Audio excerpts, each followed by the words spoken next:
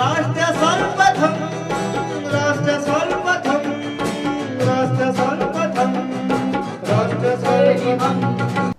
दिल्ली के उप मुख्यमंत्री मनीष सिसोदिया ने एक बार फिर दिल्ली में वैक्सीन को लेकर बात की। उन्होंने कहा, एक तरफ दिल्ली में वैक्सीन की कमी है तो वहीं दूसरी तरफ सरकार कोरोना वैक्सीन को टैक्स फ्री नहीं कर रही है। मनीष सिसोदिया ने कहा, अगर केंद्र सरकार हमें पर्याप्त मात्रा में वैक्सीन उपलब्ध करवाए तो हम 3 महीने में दिल्ली के प्रत्येक व्यक्ति को वैक्सीन लगवा सकते हैं। कोरोना की वैक्सीन को लेकर इस वक्त पूरे देश में हाहाकार मचा हुआ है। सारे देश में राज्य सरकारें इंतज़ार कर रही हैं कि कब उनके लिए वैक्सीन मिले और कब वो अपने पूरी आबादी को वैक्सीनेट करने का काम शुरू करें तेज़ी से। केंद्र सरकार ने कल हमको बताया है कि अब युवाओं की जो वैक्सीन है वो जून में मिलेगी और 10 जून से पहले नहीं मिल पाएगी, वो भी बहुत लिमिटेड सी सप्लाई मिलेगी।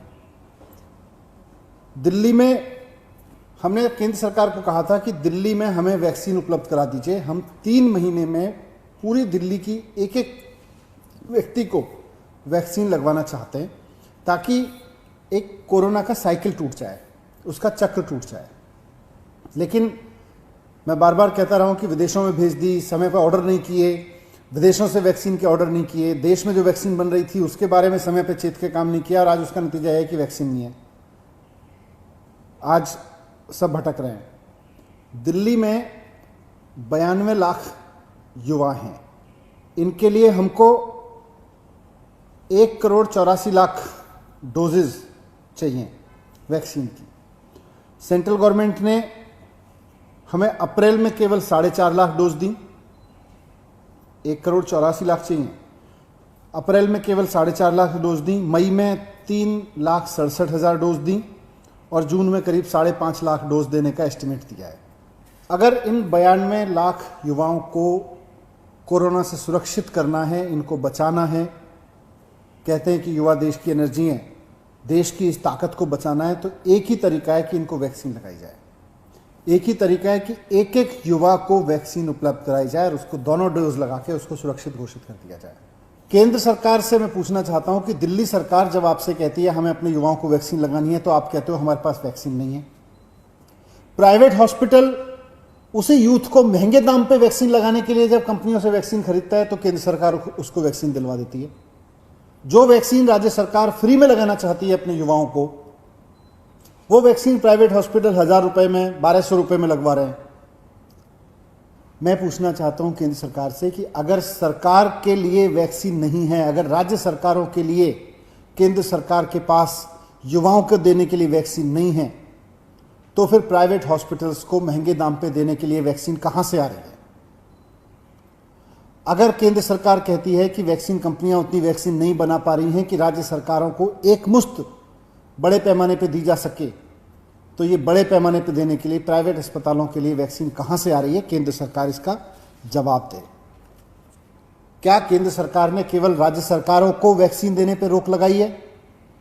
क्या केंद्र सरकार ने प्राइवेट अस्पतालों की किस राज्य को कितनी वैक्सीनेशन दी जा रही है, इस पे कोई राशनिंग नहीं है, इस पे कोई रेगुलेशन नहीं है? केंद्र सरकार पूरा डेटा रखे, किस राज्य को कितनी दी जा रही है, केंद्र सरकार प्राइवेट अस्पतालों को कितनी वैक्सीन दिला रही है, ये सारा डेटा केंद्र सरकार को रखना चाहिए।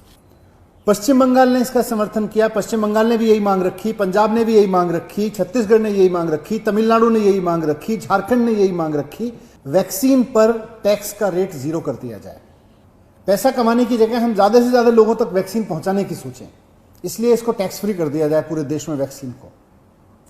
लेकिन भारतीय जनता पार्टी के कई वित्त मंत्रियों ने इसका विरोध किया। उन्होंने कहा नहीं, टैक्स तो लगना चाहिए वैक्सीन पे, पल्स मीटर पे, ऑक्सीमीटर पर टैक्स तो लगना चाहिए। ऑक्सीजन कंसंट्रेटर आज तो आम आदमी घर में खरीद के भी रख रहा है, सिलेंडर ऑक्सीजन का, PP kits, testing kits, ventilator, इन सब पे टैक्स तो लगना चाहिए।